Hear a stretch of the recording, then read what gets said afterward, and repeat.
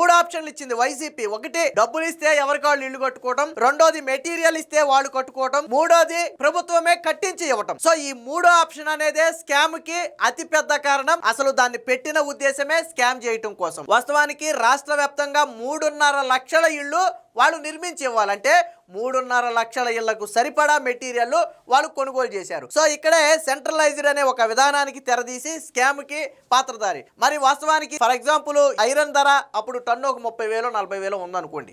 వీళ్ళు బల్క్లో కొంటే ఏమవుద్ది, 30,000 ఉన్నట్టు ఇనుము 25,000కే రావాలి, అంతే కదా. కానీ 30,000 ఉన్న ఇనుము 31,000 అయితే అవ్వదు కదా.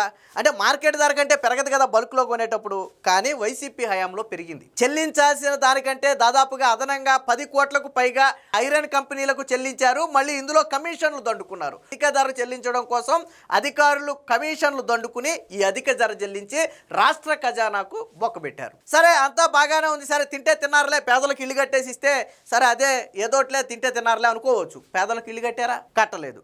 ఎక్కడైతే 3.5 లక్షల మంది మేము ఇల్లు కట్టుకోలేము, మా గవర్నమెంట్ కట్టించి ఇవ్వాలి అన్నారో వారికి పూర్తి స్థాయిలో ఇల్లు కట్టి ఇవ్వలేదు.